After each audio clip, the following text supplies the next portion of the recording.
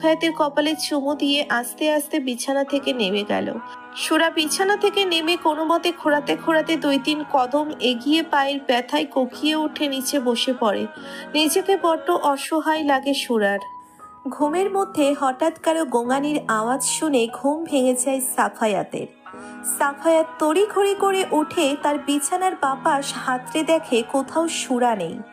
সাফায়াত তৎক্ষণাৎ রুমে লাইট জ্বালিয়ে দিয়ে বিছানা খালি, আর সুরা মেঝেতে বসে কান্না করছে। সাফায়াত আর এক মুহূর্ত দেরি না করে সুরাকে মেঝের থেকে তুলে বিছানায় বসিয়ে দিয়ে বলল, তুমি ঠিক কী চাইছো বলো তো? আমাকে কি একটু শান্তিতে ঘুমোতেও দিবে না? জ্বালিয়ে মারছো আমাকে। আমি সত্যি অতিষ্ঠ হয়ে যাচ্ছি।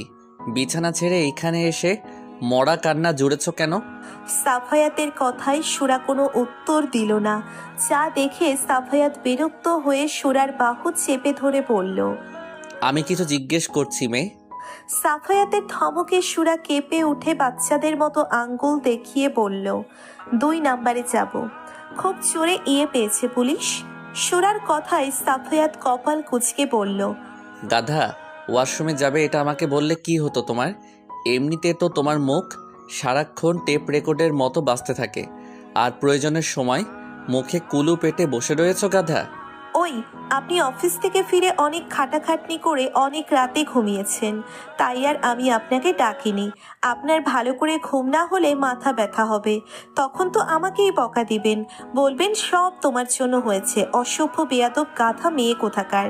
আমি এসব কথা শুনতে পারবো না বাপু, তাই তো বুদ্ধি করে আপনাকে না ডেকে নিজেই যেতে গিয়েছিলাম। আহারে, কত স্বামী ভক্তি মেয়েটার। শোনো মেয়ে, তুমি আমার দায়িত্ব, আমি তোমার দায়িত্ব নই। সো আমার চিন্তা তোমার করতে হবে না, ওকে? বললেই হলো? আপনি আমার সুন্দর পুলিশ বর, আপনার কথা চিন্তা করব না তো কার কথা চিন্তা করব পুলিশ? তোমার সব চিন্তা যদি আমাকে নিয়ে না করে পড়াশোনা নিয়ে করতে, তাহলে তুমি অনেক ভালো করতে পারতে পড়াশোনায়। পড়াশোনার চিন্তা বাদ দিয়ে তোমার মাথায় সবসময় বর, ভালোবাসা এসব ঘুরে বেড়ায়। ভালোবাসার মানে বোঝো তুমি? ভালোবাসার উত্তাপ সহ্য করতে পারবে তুমি? খুব পারবো পুলিশ। সামান্য ওয়াশরুমের চাপ সহ্য করতে পারছো না, আর আর কি? কিছু না। বলেই সাফায়াত সুরাকে পাছা কোলে তুলে নিয়ে ওয়াশরুমে দিয়ে নিচে দরজার বাইরে দাঁড়িয়ে বলল, দেখো, আবার পাকনামি করে ওয়াশরুমে ঘুমিয়ে বাকি রাতটুকু পার করে দিও না। কাজ হলে আমাকে বলবে, ঠিক আছে? ঠিক আছে পুলিশ। প্রায় 5 মিনিট পরে সাফায়াত সুরাকে ওয়াশরুম থেকে নিয়ে এসে বিছানায় শুইয়ে দিয়ে নিজেও সুরার পাশে শুয়ে পড়ে। কিন্তু সাফায়াতের চোখে ঘুম নেই, সে কপালে হাত রেখে চোখ বুজে পড়ে থাকে। যা দেখে সুরা ভাবে হয়তো সে ঘুমিয়ে পড়েছে। সুরা আস্তে আস্তে সাফায়াতের দিকে এগিয়ে এসে তার বুকের উপর মাথা রেখে শুয়ে থাকে। সাফায়াত কি মনে করে সুরাকে এক হাতে জড়িয়ে নিজেও ঘুমের রাজ্যে পাড়ি জমায়।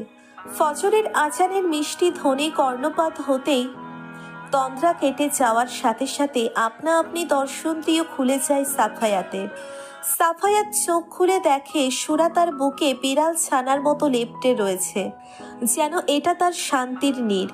সাফায়াত অতি সাবধানে সুরাকে তার বুকের উপর থেকে সরিয়ে বালিশে শুইয়ে দিয়ে নিজে ফ্রেশ হতে ওয়াশরুমে চলে যায়। সাফায়াত ফ্রেশ হয়ে একটা সাদা পাঞ্জাবি পরে মাথায় টুপি নিয়ে মসজিদে চলে যায়। সাফায়াত নামাজ শেষ করে এসে দেখে সুরা এখনো ঘুমিয়ে রয়েছে।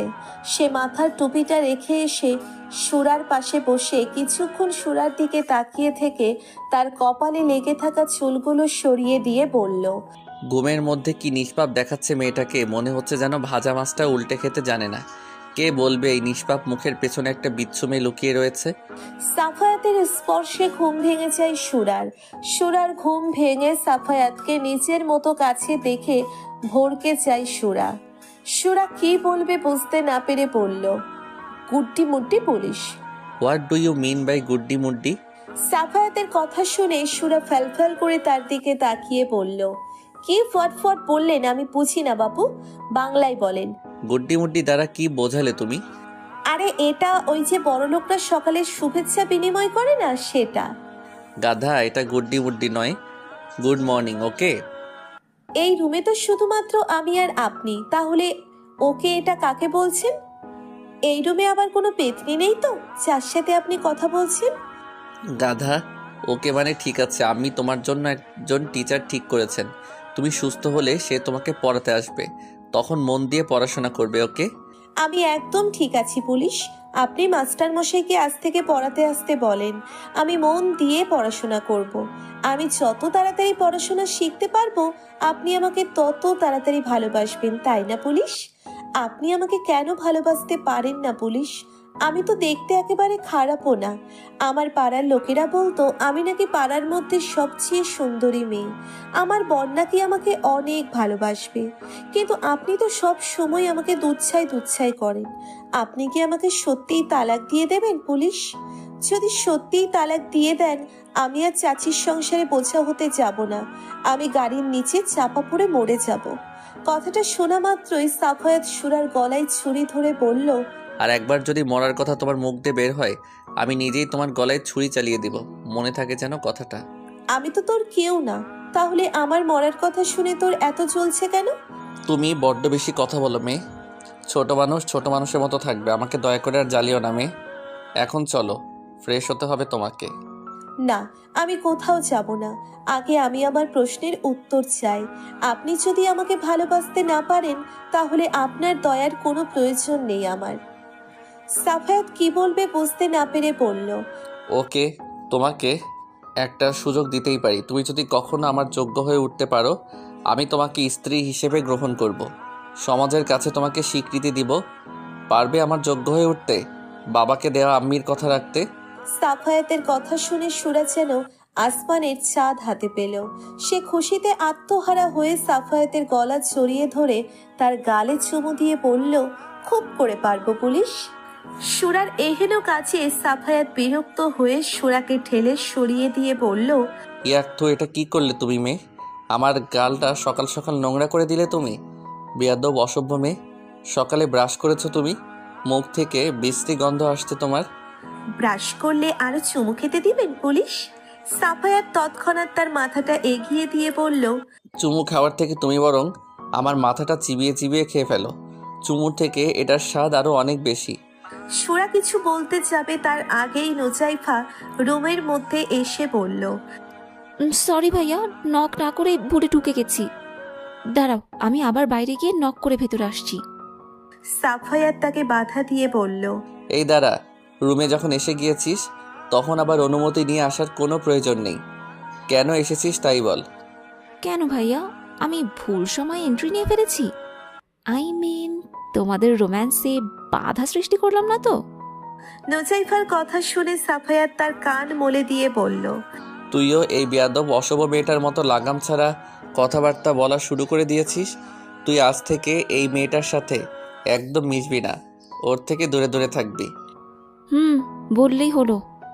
আমার কত কিউট একটা ভাবিমণি, দেখলেই কেমন গাল দুটো টেনে দিয়ে আদর করতে মন চায়। তোমার মন চায় না ভাইয়া? আমি যে তোর সিনিয়র, এটা কি তুই ভুলে গিয়েছিস? না ভাইয়া। তুই যাবি আমার রুম থেকে? যাচ্ছি জনাব, আমি আপনার রুমে থাকতে আসিনি, ওকে? ভাবিমণিকে দেখতে এসেছিলাম, তার কি অবস্থা। দেখা হয়ে গেছে তো, এবার নিচে যা। ভাগ্য ভালো যে ভাবিমণির কোনো দেবর নেই। দেবর থাকলে তুমি তো তাকে ভাবিমণির ছায়াও দেখতে দিতে না। বলে রাগে গজগজ করতে করতে রুম থেকে বেরিয়ে গেল নোজাইফা। নোজাইফার যাওয়ার পানে তাকিয়ে সুরা বলল, ইস, আমার ননদটাও আমার বরের মতো কি মিষ্টি দেখতে। আপনারা সবাই কত সুন্দর দেখতে। আমার বাচ্চা কাচ্চাও হয়তো আপনাদের মতো এত সুন্দর হবে দেখতে, তাই না? সুরার প্রশ্ন শুনে সাফায়াত মনে মনে বলল, তোমার মাথা থেকে যদি এই বর, বাচ্চা কাচ্চা, আদর, ভালোবাসার ভূত না নামিয়েছে, আমার নামও সাফায়াত নয়। বলে সে সুরাকে পাঁচা কোলে তুলে নিয়ে ওয়াশরুমে নামিয়ে দিল। সুরাকে ব্রাশ করিয়ে হাত মুখ ধুয়ে ফ্রেশ করিয়ে দিল, যার ফলে সুরার গায়ে থাকা শার্টটা ভিজে গেল। যা দেখে সাফায়াতের মাথায় দুষ্টু বুদ্ধি চেপে বসল। সে তৎক্ষণাৎ সুরাকে দেওয়ালের সাথে চেপে ধরে সুরার গায়ে থাকা শার্টের বোতাম খুলতে শুরু করলো। সাফায়াতের স্পর্শে যেন সুরা বাকরুদ্ধ হয়ে গেল। তার সারা শরীর থরথর করে কাঁপতে শুরু করলো। সে কাঁপা কাঁপা স্বরে বলল, কি করছেন পুলিশ? আমার সুরসুরি লাগছে তো।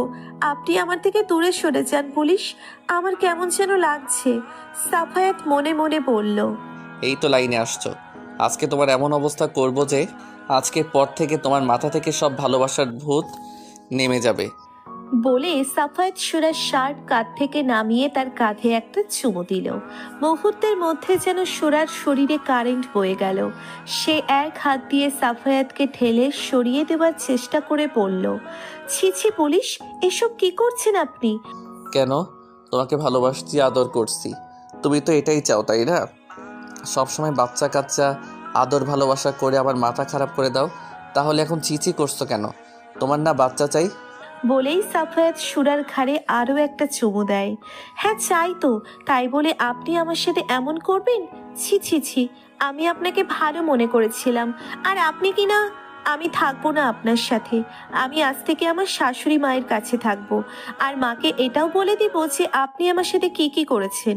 সিরিয়াসলি এসব বলবে তুমি আম্মির কাছে? যাও গিয়ে বলো।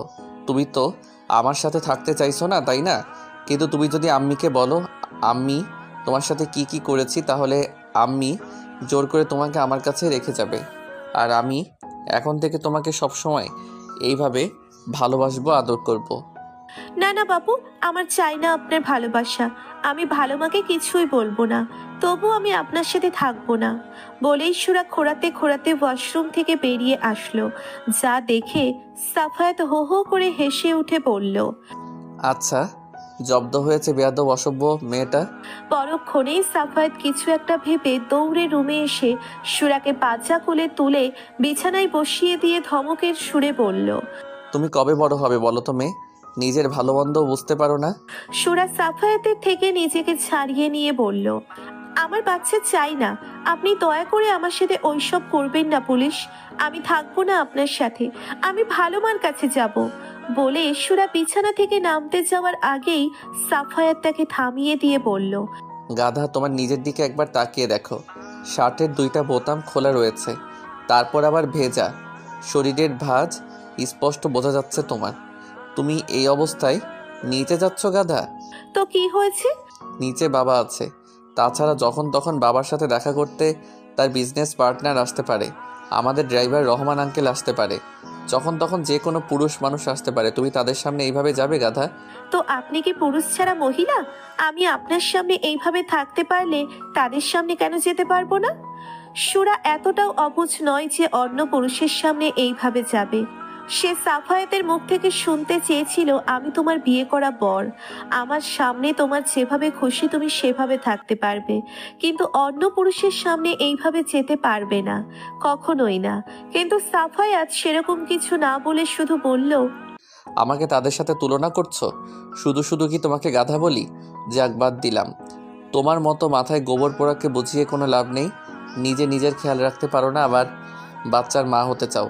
যতক্ষণ না পর্যন্ত তোমার ড্রেস আসছে ততক্ষণ এই রুম থেকে বাইরে যাবে না তুমি। আমি নুজাইফাকে পাঠিয়ে দিচ্ছি, ও এসে তোমার ভেজা শার্ট চেঞ্জ করে আমার ভালো একটা শার্ট পরিয়ে দিবে। ঠিক আছে পুলিশ। ভেজা কাপড়ে আমার কেমন জানি গা চুলকাচ্ছে। সাফায়াত নোসাইফার রুমে গিয়ে দেখে নোসাইফা তার রুমে নেই। নাজমা দেওয়ান, মাজেদা খালা তারাও নিজেদের কাজে ব্যস্ত।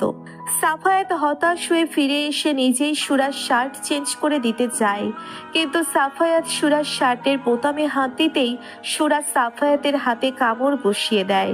সাফায়াত সুরাকে কিছু বলতে যাবে তার আগেই নাজমা দেওয়ান রুমে প্রবেশ করে।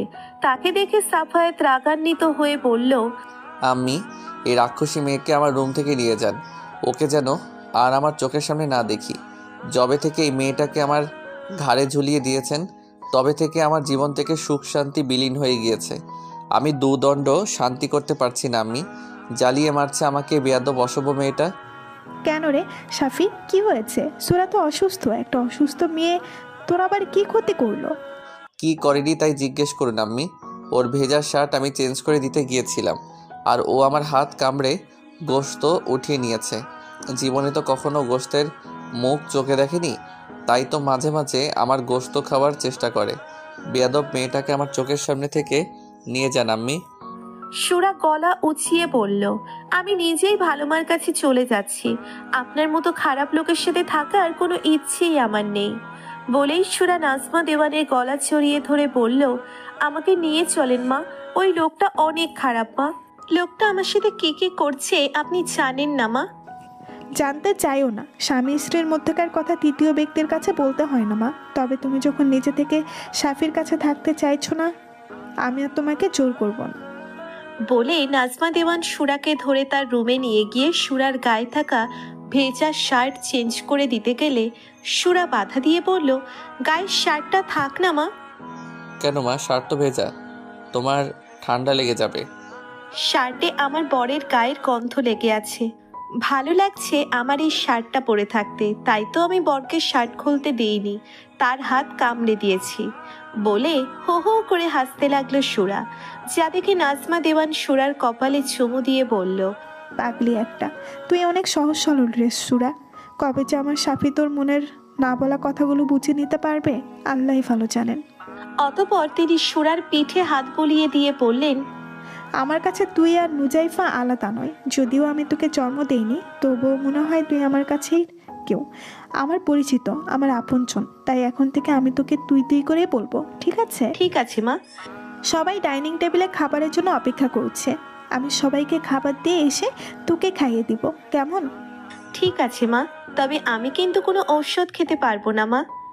ওষুধ না খেলে তাড়াতাড়ি সুস্থ হতে পারবি না মা, তোকে যে তাড়াতাড়ি সুস্থ হতে হবে। এই মাসের 1 তারিখ থেকে তোকে পড়াতে আসবে। কে মা মাস্টার মশাই? আমাদের পাশের ফ্ল্যাটের আরাব নামের ছেলেটা এবার অনার্স ফাইনাল ইয়ারে পড়ছে। দেখতে যেমন মাশাআল্লাহ তেমনি অনেক ব্রিলিয়ান্টও। প্রথমে পড়াতে রাজি হয়নি, পরে আমি অনেকবার বলার পরে ছেলেটা রাজি হয়েছে। তুই আরাবকে ভাইয়া বলে ডাকিস। আচ্ছা মা। আমি ছেলেটাকে বলেছি তুই আমার বোনের মেয়ে, ওর কাছে ভুলেও তোদের বিয়ের কথা বলবি না। যতদিন না সাফি নিচে তোকে ভালোবেসে কাছে টেনে নিচ্ছে, ততদিন তুই সবার কাছে আমার বোনের মেয়ের পরিচয়ই থাকবি। যদি আরব কখনো জিজ্ঞাসা করে তুই বলবি তুই সাফির খালাতো বোন। খালাতো বোন কথাটা শুনে নিমেষেই সুরার মন খারাপ হয়ে যায়, চোখ থেকে এক ফোঁটা পানি গড়িয়ে পড়ে, যা দেখে নাজমা দেওয়ান সুরার চোখ মুছে দিয়ে বলল, মানুষ পুড়ে পুড়ে কিন্তু খাঁটি সোনাতে পরিণত হয় মা। তোর এই চোখের পানি তোর মধ্যে সাহস জোগাবে, তোকে মানুষের মতো মানুষ হতে সাহায্য করবে। তুই সবাইকে দেখিয়ে দিতে পারবি একটা মেয়ে চাইলে তার ভালোবাসার জন্য সব করতে পারে। তুই পারবি না মা সাফির যোগ্য হয়ে উঠতে? পারবো মা, এই মন তোমারই এই কথাটা বরের মুখ থেকে শোনার চেয়ে খুব ইচ্ছে আমার মা, আমাকে যে পারতেই হবে। সাফায়াত শফিকুল দেওয়ান দুজনে একসাথে বসে ব্রেকফাস্ট করছেন। নাজমা দেওয়ান তাদের প্লেটে খাবার তুলে দিয়ে কিচেনে সুরার পছন্দের চাউ ভাত আর আলু ভর্তা করছেন। মেয়েটা সবার মতো পরোটা, আলু ভাজি, ডিম ভাজি, ডাল এসব খাবার খেতে পারে না। নাজমা দেওয়ানও তাকে জোর করে না এসব খাবার খাওয়ার জন্য, বরং তিনি সুরার পছন্দের খাবারের লিস্ট তৈরি করেছেন। তিনি চেষ্টা করেন সুরার পছন্দের খাবার তৈরি করে দিতে। নুজাইফার প্রাইভেট আছে বিধায় সে চা বিস্কিট খেয়ে পড়তে চলে গিয়েছে। এখন টেবিলে রয়েছে শুধু সাফায়েত আর শফিকুল দেওয়ান। দুজন দুজনের মতো করে খাচ্ছে, কারো মুখে কোনো কথা নেই, যেন কেউ কাউকে চেনে না। ডাইনিং টেবিলে পিনপতন নিরাপত্তা কাজ করছে। নিরাপত্তা ভেঙে শফিকুল দেওয়ান বললেন, হ্যাঁ রে শাফি, তুই কি ওই গাইয়া মেয়েটাকে তোর বউ হিসেবে মেনে নিয়েছিস? হঠাৎ এই কথা কেন বাবা? না মানে আমি লক্ষ্য করছি তুই মেয়েটার অনেক কেয়ার করছিস। থানা থেকে ফিরে এসে নিজে ফ্রেশ না হয়ে মেয়েটার পেছনে সময় ব্যয় করছিস, আবার এক ঘরে এক বিছানা রাত্রি যাপন করছিস। তোর মতে গতি তো আমার ভালো ঠেকছে না শাফি। মেয়েটা অনেক অসুস্থ বাবা, আমার কথায় কষ্ট পেয়ে মেয়েটা বাড়ি ছাড়া হয়। মেয়েটার বাজেভাবে অ্যাক্সিডেন্ট হয়েছে। আজ যদি মেয়েটার সাথে আরও খারাপ কিছু হয়ে যেত তাহলে আমি নিজেকে ক্ষমা করতে পারতাম না বাবা। আমি আমার উপর ভরসা করে মেয়েটাকে এই বাড়িতে নিয়ে এসেছিল, কিন্তু আমার দায়িত্ব পালনে ব্যর্থ হয়েছি। আমার জন্যই মেয়েটার আজ এই অবস্থা। আমি তার সেবা যত্ন করছি, তার মানে এটা নয় যে আমি মেয়েটাকে আমার স্ত্রী হিসেবে গ্রহণ করে নিয়েছি। তাকে বউ হিসেবে মানি বা না মানি, তার সবচেয়ে বড় পরিচয় সে একটা মানুষ, আর মানুষ মানুষের জন্য। তবুও তোর মেয়েটাকে এত সময় দেওয়া উচিত নয়। মেয়েটাকে দেখাশোনা করার জন্য তোর আম্মি, নুজাইফা, মাজেদা সবাই রয়েছে। তোর কেন মেয়েটার দায়িত্ব নিতে হবে যেখানে তুই বিয়েটাই মানিস না? মাজেদা খালা গ্রামে গিয়েছে, ফিরতে একটু দেরি হবে। তার গ্রামের বাড়িতে বিয়ের অনুষ্ঠান রয়েছে। অনুষ্ঠান শেষ করে তারপর তিনি আসবেন। নুজাইফা বাচ্চা একটা মেয়ে, ও কিভাবে আর একটা মেয়েকে সামলাবে বাবা? আর রইল আম্মির কথা, আপনি নিশ্চয়ই ভালো করে জানেন আম্মি অসুস্থ। তারপর আবার রাত জাগলে তিনি আরও অসুস্থ হয়ে পড়বেন, যেটা আমি সহ্য করতে পারবো না। তাই আম্মির জন্য হলেও আমাকে মেয়েটার সেবা করতে হচ্ছে, তার পেছনে সময় ব্যয় করতে হচ্ছে। মেয়েটার সাথে সময় কাটাতে কাটাতে কখন যে তার মায়ায় পড়ে যাবে নিজেও বুঝতে পারবে না। আর মায়া এক অদ্ভুত জিনিস, তোকে না দেবে ভালো থাকতে আর না দেবে ভুলে থাকতে। তাই সময় থাকতে সাবধান হয়ে যাওয়া উচিত তোর। আর যাই হোক, এমন গাইয়া অশিক্ষিত মেয়ে নিয়ে কখনো সংসার হয় না। তুই মেয়েটাকে ডিভোর্স দিয়ে দিবি। আমি আমার ফ্রেন্ড হারুনকে কথা দিয়েছি, তার মেয়ে তৌরিকে আমি এই পরিবারের পুত্রবধূ করে নিয়ে আসবো। মেয়েটা দেখতে যেমন মিষ্টি, তেমনি অনেক স্মার্ট, অনেক শিক্ষিত। কিছুদিনের মধ্যে তার গ্রাজুয়েশন শেষ হয়ে যাবে। আমাদের পরিবারের পুত্রবধূ হওয়ার সব যোগ্যতা রয়েছে তোরের মধ্যে। আমি চাই তোর গ্রাজুয়েশন শেষ হলে মহা ধুমধাম করে তোদের 4 হাত এক করে দিতে। তোদের বিয়ের ব্যাপারটা যেহেতু এখনো পাস কার হয়নি, তাই আমার মনে হয় যত তাড়াতাড়ি সম্ভব মেয়েটাকে এই বাড়ি থেকে তাড়িয়ে দেওয়া উচিত। যদিও তোর আম্মি এ ব্যাপারে সম্মতি দেবেন না, তবুও আমাদের হাল ছেড়ে দিলে চলবে না। শফিকুল দেওয়ানের কথায় পিঠে কি বলা উচিত বুঝতে পারে না সাফায়াত। সাফায়াতের থেকে কোনো রেসপন্স না পেয়ে শফিকুল দেওয়ান বললেন, বাইরের একটা মেয়ের খেয়াল রাখতে গিয়ে নিজের কি অবস্থা হয়েছে একবার আয়না দেখেছিস? হ্যাঁ, ছেলেটা যাস না কতদিন, চুল বড় বড় হয়ে গিয়েছে, দেখতে কেমন বাদরের মতো লাগছে। ওই ব্যস্ততার জন্য সেলুনে যাওয়ার সময় হয় না। আজ শিওর সেলুনে যাব বাবা। ঠিক আছে, তবে মেয়েটার থেকে দূরে দূরে থাকবি, একদম পাত্তা দিবি না। আমি তোর সাথে খুব শীঘ্রই তোকে মিট করাবো। মেয়েটাকে একবার দেখলে তুই আর না করতে পারবি না। সাফায়াত কিছু না বলে থানায় চলে আসে। সাফায়াত নিজের কেবিনে বসে ল্যাপটপে কাজ করছে। এমন সময় শাকিল একটা ফাইল নিয়ে এসে সাফায়াতের হাতে দিয়ে বলল, স্যার, এই ফাইলে ভিকটিমের সমস্ত তথ্য রয়েছে। পোস্টমর্টেম রিপোর্ট থেকে সন্দেহজনক কিছু পাওয়া যায়নি। ধারণা করা যাচ্ছে এটা একটা অ্যাক্সিডেন্ট কেস। জানা গিয়েছে এই মহিলা একজন রাতের প্রজাপতি ছিল, নাইট ক্লাবে নাচ গান করত। মহিলার লাশ সকালে নদীর তীরে পাওয়া গিয়েছিল। নাইট ক্লাবের মালিক সুজনের সাথে তার সম্পর্ক ছিল। তিনি রাতে ক্লাবের নাচ গান শেষ করে অতিরিক্ত ড্রিঙ্ক করে মাতাল অবস্থায় সুজনের গাড়ি চালাচ্ছিলেন, যার দরুন নিজের ব্যালেন্স ঠিক রাখতে পারেননি। মাতাল অবস্থায় গাড়ি চালানোর জন্য তার অ্যাক্সিডেন্ট হয় আর তিনি সিটকে নদীর তীরে গিয়ে পড়ে। মহিলাটার পরিবারের সদস্যদের জানিয়েছো তার মৃত্যুর ব্যাপারে? তার পরিবার বলতে শুধুমাত্র নিজের একটা বোন রয়েছে, যিনি হসপিটালে অ্যাডমিট রয়েছেন। বোনের চিকিৎসার খরচ জোগাতেই তাকে নাইট ক্লাবে নাচ গান করতে হতো। তুমি এখানে থাকো, আমি হসপিটাল থেকে একবার ঘুরে আসি। ঠিক আছে স্যার, আসুন। সাফায়াত থানা থেকে বেরিয়ে নিজের বাইক নিয়ে সোজা হসপিটালে চলে আসে। সাফায়াত ডক্টরের সাথে কথা বলে জানতে পারে পেশেন্টের নাম মিলি, ক্যান্সারে আক্রান্ত। কিছুক্ষণ আগে তাকে ঘুমের ইনজেকশন দেওয়া হয়েছে, যার কারণে সাফায়াত মহিলাটির সাথে দেখা করতে পারে না। সে সোজা হসপিটাল থেকে বেরিয়ে সেলুনে চলে যায়। সেলুনে গিয়ে চেয়ারে বসতেই নাপিত সাফায়াতের চুলে কাঁচি চালাতে চালাতে বলল, স্যার, আপনি কি বিবাহিত? নাপিতের প্রশ্নে চমকে ওঠে সাফায়াত। সে মনে মনে বলল, আশ্চর্য, আমি কি আজ বাসা থেকে বিবাহিতদের ট্যাগ লাগিয়ে বেরিয়েছি? অতঃপর সাফায়াত তার সামনে থাকা আয়নায় ভালো করে নিজেকে দেখে বলল, না, শরীরের কোথাও কোনো প্রকার আচরের চিহ্ন নেই। তাহলে লোকটা কিসের ভিত্তিতে অনুমান করলো যে আমি বিবাহিত? সাফায়াতের থেকে রেসপন্স না পেয়ে নাপিত আবারও বলল, স্যার, আপনি নিশ্চয়ই নতুন নতুন বিয়ে করেছেন। নতুন নতুন বিয়ে করলে ছেলেদের সাথে একটু একটু হয় এরকম। আমার সাথে এরকম হয়েছিল স্যার। সাফায়াত নাপিতকে ধমক দিয়ে বলল, তখন থেকে কি যা তা বকে যাচ্ছ? আমি কি একবারও বলেছি যে আমি বিবাহিত? নাপিত তৎক্ষণাৎ সাফায়াতের মাথা থেকে কিছু একটা নিয়ে সাফায়াতের হাতে দিয়ে বলল। তাহলে এটা কি স্যার? সাফায়াত বড় বড় চোখ করে বলল, উকুন? আমার মাথায় উকুন আসলো কোথা থেকে? আমারও ঠিক একই প্রশ্ন। সাধারণত মেয়েদের মাথায় উকুন থাকে, আর নতুন নতুন বিয়ের পর উকুন বাবা বইয়ের মাথা থেকে জামাইয়ের মাথায় রক্তের স্বাদ নিতে আসেন। এখন আপনি যদি বিবাহিত না হয়ে থাকেন, তাহলে আপনার মাথায় উকুন আসলো কোথা থেকে? যত সব ফালতু লজিক তোমার। শুধু যে বউয়ের মাথা পুরুষের মাথায় উকুন আসে এই কথা ভিত্তিহীন। উকুন হচ্ছে মহিলাদের মতো পাড়া বেড়ানোর স্বভাব। আমার বাসায় আম্মি বোন কাজের খেলা রয়েছে, হতেও পারে তাদের কারো মাথা থেকে আমার মাথায় উকুন এসেছে। কথাটা অবশ্য মন্দ বলেননি স্যার। আপনি এক কাজ করুন, দোকান থেকে উকুননাশক তেল বা শ্যাম্পু কিনে নিয়ে যান আপনার মা বোনের জন্য। দেখবেন উকুনের বংশ একেবারে নির্বংশ হয়ে যাবে। সাফায়াত মনে মনে বলল, এই বেয়াদব অসভ্য মেয়েটার জন্য আজ আমার মাথা কাটা গেল। মেয়েটার জন্য কোথাও গিয়ে শান্তি নেই। আম্মি, নোজাইফা, এমনকি মাজেদা খালার মাথায়ও কোনো উকুন নেই। ওই গাইয়া মেয়েটা গ্রাম থেকে মাথায় উকুন নিয়ে এসেছে, হাঁটু পর্যন্ত লম্বা চুল, অথচ না পারে ভালো করে চুল আঁচড়াতে, না পারে ভেজা চুল ভালো করে মুছতে, না পারে চুলের যত্ন নিতে। সে আবার হাঁটু পর্যন্ত লম্বা চুল রেখেছে। আজ বাসায় ফিরে অসভ্য মেয়েটার লম্বা চুলগুলো যদি কাঁচি দিয়ে কেটে আমি কাটিং না করেছি, তাহলে আমার নামও সাফায়াত দেওয়ান নয়। সাফায়াত সবে সেলুন থেকে বেরিয়েছে এমন সময় হসপিটাল থেকে কল আসে। সাফায়াত ডক্টরকে বলে এসেছিল মিলির জ্ঞান ফিরলে সে যেন তাকে কল করে জানিয়ে দেয়। ডক্টরের কল পেয়ে সাফায়াত আবারও হসপিটালে ছুটে যায়। হসপিটালের সাদা বেডের উপর মিলির নিথর দেহ পড়ে রয়েছে, তার চোখ থেকে অঝরে পানি পড়ছে। সাফায়াত এগিয়ে গিয়ে একটা টুলের উপর বসলো, যা দেখে মিলি উঠে বসার চেষ্টা করলো। একজন নার্স এসে মিলিকে উঠে বসতে সাহায্য করলো।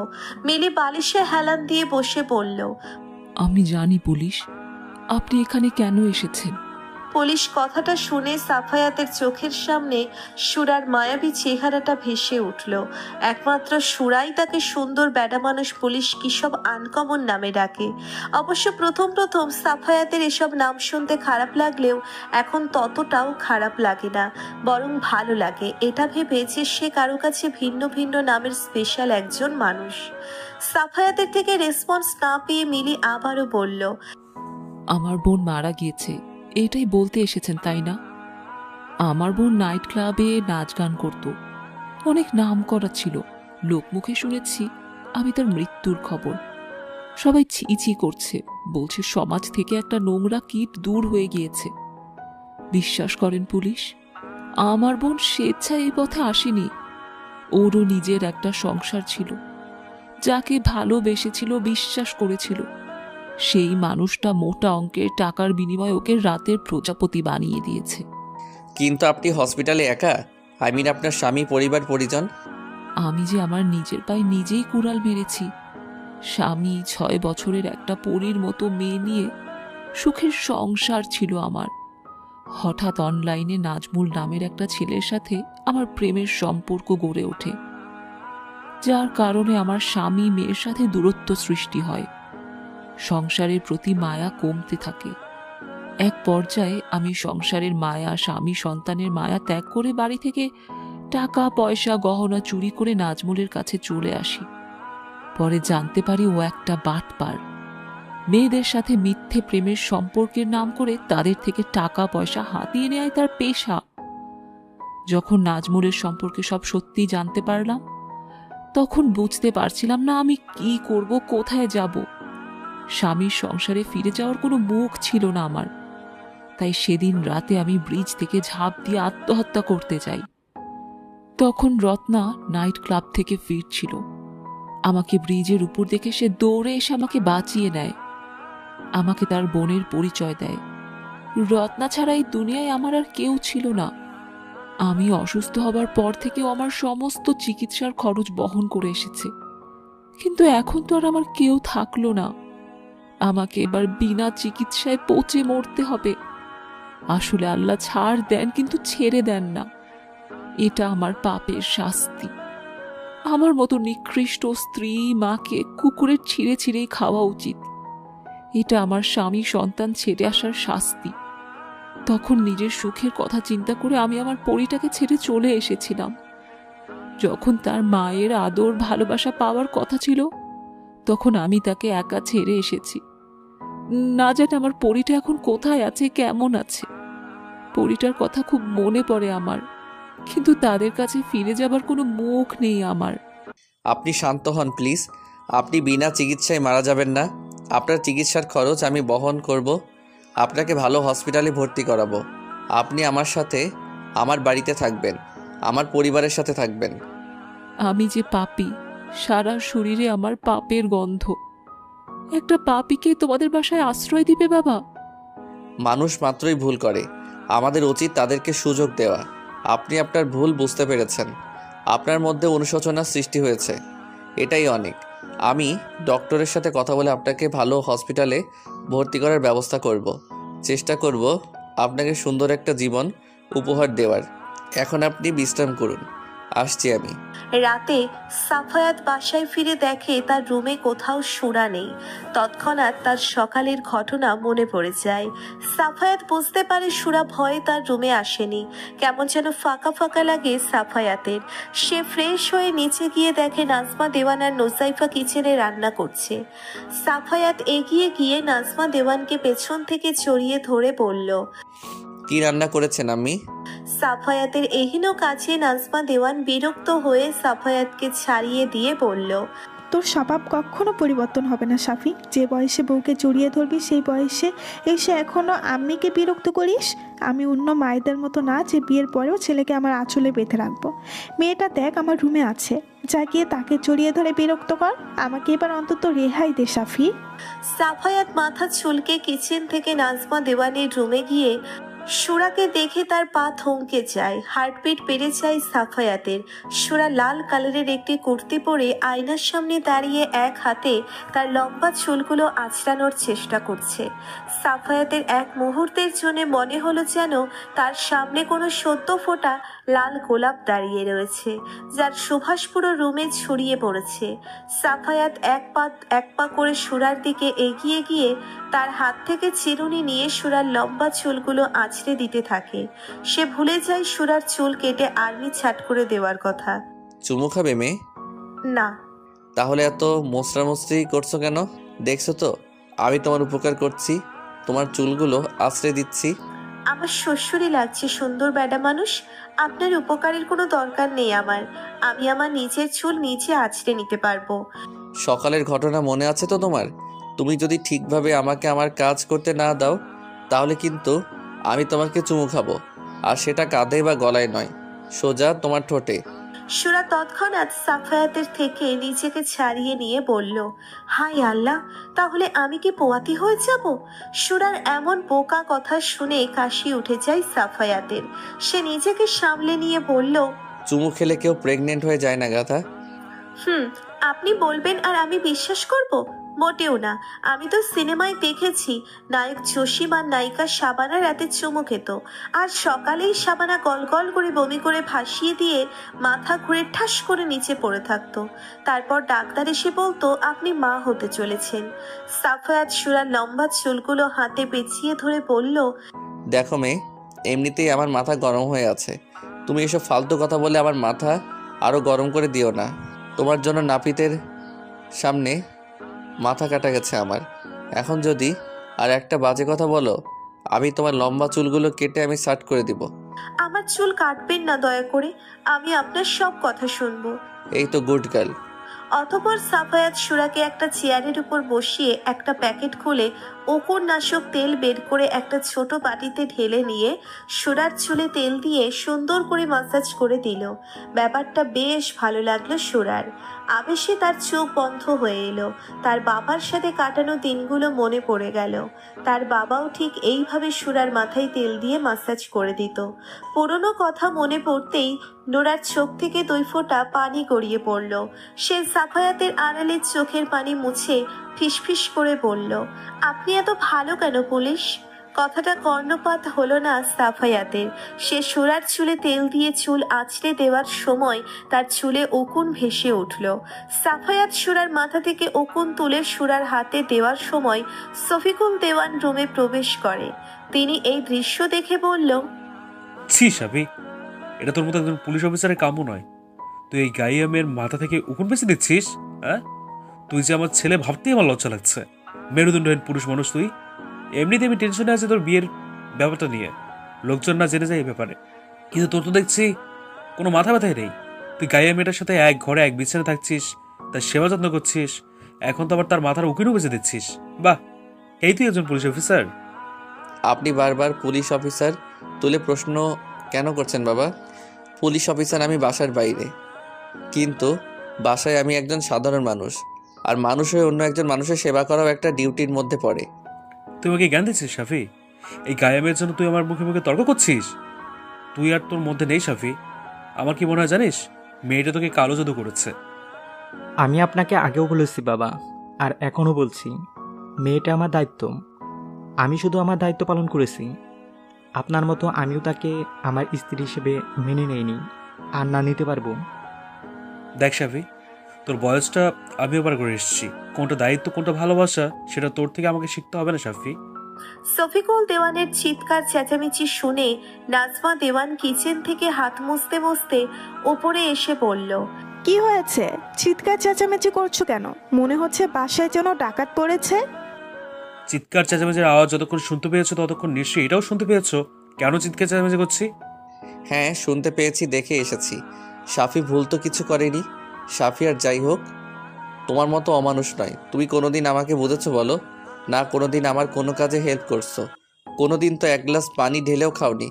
এমনকি আমার প্রেগনেন্সির সময়টাতে তোমাকে আমার পাশে পাইনি। অথচ এই সময়টাতে সব মেয়েরা চায় তাদের স্বামী তার পাশে থাকুক, তাকে সময় দিক, তাকে বুঝুক। কিন্তু তুমি মনে করো মেয়েদের কাজে সাহায্য করলে পুরুষের জাত চলে যায়, তারা মেরুদণ্ডহীন হয়ে যায়। অথচ স্ত্রীর কাজে সাহায্য করা, তাদের সাথে খুনসুটিতে মেতে থাকা, হাসি ঠাট্টা করা সুন্নত। অবশ্য তুমি তো নামাজ কালামই পড়ো না। তোমাকে আর হাদিসের কথা বলে কী লাভ? মরার তো কোনো ভয় নেই তোমার। থাকলে কি আর একটা পবিত্র সম্পর্ক ভাঙার জন্য সব সময় নিজের ছেলেকে ফোর্স করতে পারতে? তুমি কিন্তু অনেক বেশি কথা বলছো নাজমা। তোমাকে বেশি কথা আমি কখনো কোনোদিনও বলিনি। এই বাড়ি, ধন দৌলত সব আমার নিজের হওয়ার পরেও আমি কিন্তু কখনো নিজের বলে দাবি করিনি। যদি বেশিই বলতাম তাহলে তোমার মতো অমানুষের সংসার করতাম না। কিন্তু আমি সেসব কিছুই করিনি। কারণ কি জানো, আমার কাছে টাকা পয়সার থেকে সম্পর্কের মূল্য অনেক বেশি, কিন্তু তোমার কাছে সম্পর্কের কোনো মূল্য নেই। নাজমা দেওয়ানের কথার পিঠে শফিকুল দেওয়ান কোনো কথা না বলে চুপচাপ তার রুমে চলে গেল। তার যাওয়ার পানে তাকিয়ে নাজমা দেওয়ানও কিছু না বলে চোখের পানি মুছে রুম থেকে বেরিয়ে গেলেন। সে রাতে আর কারো খাওয়া হলো না। অবশ্য নাজমা দেওয়ান ডাইনিং টেবিলে সবার খাবার গুছিয়ে রেখে এসেছিলেন, কিন্তু কেউই খেতে আসেনি। সাফায়াত নিচে ডিনারের জন্য গিয়ে দেখে যেরকম খাবার সেরকমই রয়েছে, যা দেখে সে নিজেও রুমে চলে এলো। সব কিছুতে কেন জানি তার বিরক্ত লাগছে। সাফায়াত বিছানায় গা এলিয়ে দিয়ে বিরক্তিতে এপাশ ওপাশ করতে লাগলো। সে বুঝে উঠতে পারছে না বিরক্তির কারণ। সে নিজের চুল টেনে ধরে বলল, তার মানে আমার সব বিরক্তিকর কারণ কি ওই গাইয়া মেয়েটা? উফ, এই বেয়াদব অসভ্য মেয়েটা আমাকে জ্বালিয়ে মারছে, কিছুতেই আমাকে শান্তি দিচ্ছে না। এতদিন আমার সাথে থেকে আমাকে জ্বালিয়ে মেরেছে, আর আজ আমার দূরে থেকেও আমাকে জ্বালিয়ে মারছে। ধ্যাত, আমি কেন ভাবছি ওই বেয়াদব অসভ্য মেয়েটার কথা? আমি তো নিজেই চেয়েছি ও আমার থেকে দূরে থাকুক। এই জন্য সকালে মেয়েটাকে ভয় দেখিয়েছি। মেয়েটা আমার সাথে নেই, আমার তো খুশি হবার কথা, আমার শান্তি করে ঘুমানোর কথা। অথচ আমি না পারছি মেয়েটার কথা ভুলতে, আর না পারছি শান্তি করে ঘুমাতে। মনটা বড্ড অশান্ত লাগছে আমার। তাহলে কি বাবার কথাই সত্যি হয়ে গেল? আমার মন কি ওই বেয়াদব অসভ্য মেয়েটার হয়ে গেল? না না, এটা কিছুতেই হতে পারে না। ও গড, আমি কেন ভাবছি মেয়েটার কথা? সে তো আমাকে ছেড়ে দিব্যি ভালো রয়েছে। আমি যে রাতে খাইনি সে খেয়ালও নেই তার। আবার আমাকে তার স্বামী বলে দাবি করে। শুনেছি বাঙালি মেয়েরা নাকি স্বামীকে অনেক ভালোবাসে, শ্রদ্ধা করে। স্বামী না খেয়ে থাকলে স্ত্রীও নাকি খায় না, কিন্তু মেয়েটা তো ঠিকই খেয়েছে। আরে আমি না হয় তাকে স্ত্রী হিসেবে মানি না, কিন্তু সে তো আমাকে স্বামী হিসেবে মনে প্রাণে মেনে নিয়েছে, তাই না? সে কিভাবে পারলো আমাকে ছেড়ে নিজে খেয়ে নিতে? দেখ, আমি আবারও ভাবছি মেয়েটার কথা। আমি আর একবারও মেয়েটার কথা ভাববো না। বলেই সাফায়াত বিছানার এপাশ ওপাশ করতে লাগলো। কিন্তু ঘুম যেন তার সাথে আজ লুকোচুরি খেলছে। কিছুতেই তার চোখে ঘুম ধরা দিতে চাইছে না। সাফায়াত বিছানা থেকে উঠে কিছুক্ষণ বসে থেকেও নিজেকে শান্ত করতে পারল না। এক পর্যায়ে এসে বিছানা থেকে নেমে গুটি গুটি পায়ে নাজমা দেওয়ানের রুমের দিকে অগ্রসর হতে লাগলো। সে ভেবেছিল হয়তো সুরা ঘুমিয়ে পড়েছে, কিন্তু সাফায়াত দরজার সামনে এসে দেখলো রুমের লাইট এখনো অফ হয়নি। তার আম্মি, সুরা দুজনেই জেগে রয়েছে। নাজমা দেওয়ানের হাতে খাবারের প্লেট রয়েছে। তার চেহারার ভাবভঙ্গি দেখে বোঝাই যাচ্ছে সে কোনো কিছুর জন্য বিরক্ত হয়ে আছে সুরার ওপর। সে বিরক্তি নিয়ে বলল, অনেক রাত হয়েছে, খেয়ে নে মা। সেই সন্ধ্যায় একটু যা ভাত খেয়েছিস, ক্ষুধা লাগেনি তোর? লেগেছে, কিন্তু আমি খাবো না মা। আপনি বললেন পুলিশ রাতে খায়নি, পুলিশ না খেলে আমিও খাবো না। শ্বশুর আব্বা রাগ করে খায়নি বলে আপনিও খাননি, আবার সুন্দর বেটা মানুষও রাগ করে খায়নি, তাহলে আমি কেন খাবো মা? এবার কিন্তু তোর পিঠে খুন্তির মার পড়বে সুরা। খাওয়ার ব্যাপারে আমি সাফি নুজাইফাকেও ছাড়তেই না। খাবারে অনিয়ম করলে আচ্ছা করে কান মুলে দেই। এখন কিন্তু তোর সাথেও সেটাই করব, যেটা সাফি নুজাইফার সাথে করি। মার খাওয়ার অভ্যেস আছে আমার মা। চাচির সংসারে থাকতে প্রতিনিয়ত মার খেতে হয়েছে। আপনি মারেন মা, আমি সয়ে নিতে পারবো। নাজমা দেওয়ান কিছু বলতে যাবে তার আগেই তার চোখ যায় দরজায় দাঁড়িয়ে থাকা সাফায়াতের দিকে। তিনি সাফায়াতকে এই সময়ে তার রুমে দেখে কিছুটা অবাক হয়ে জিজ্ঞেস করলো, তুই এত রাতে আমার রুমে? সাফায়াত কি বলবে বুঝতে না পেরে মাথা চুলকে আমতা আমতা করে বলল, আম্মি, আসলে হয়েছে কি? হ্যাঁ বল, কি হয়েছে? আসলে আম্মি, আমার নীল রঙের একটা ফাইল খুঁজে পাচ্ছি না। তোর ফাইল তো আলমারিতে থাকে, আমার রুমে কিভাবে আসবে? ফাইলের নিশ্চয়ই হাত পা গজিয়ে যায়নি যে তারা হেঁটে হেঁটে আমার রুমে চলে আসবে। আমার রুমে তোর কোনো ফাইল টাইল নেই, যা ভাগ এখান থেকে। থাকতেও তো পারে আম্মি। এই যে দস্যি মেয়েটা সারাক্ষণ আমার রুমে টই টই করে ঘুরে বেড়ায়, হতেও পারে মেয়েটা আমার রুম থেকে ফাইল এনে কোথাও ফেলে দিয়েছে। সাফায়াতের কথা শুনে সুরা চেঁচিয়ে বলল, সব মিছে কথা মা, আমি কারো কোনো ফাইলে হাত দিইনি। আর হাত দিব কিভাবে মা? আমি তো লোলা হয়ে আছি, পুলিশ শুধু শুধু আমার নামে বদনাম করছে। সাফায়াত তৎক্ষণাৎ সুরার দিকে তেড়ে এসে বলল, এই মেয়ে, তুমি একদম চুপ থাকবে। তুমি যত নষ্টের গোড়া, তোমার জন্য সব হয়েছে। আমি কি করলাম পুলিশ? সাফায়াত সুরার হাত ধরে বলল, তুমি আমার সাথে রুমে চলো। তুমি যেহেতু ফাইল হারিয়েছ, সেহেতু তোমাকে ফাইল খুঁজে দিতে হবে। নাজমা দেওয়ান তৎক্ষণাৎ সাফায়াতের হাত ছাড়িয়ে বলল, ও কোথাও যাবে না। কেন আম্মি? রাত প্রায় 11টা বাজতে চলেছে।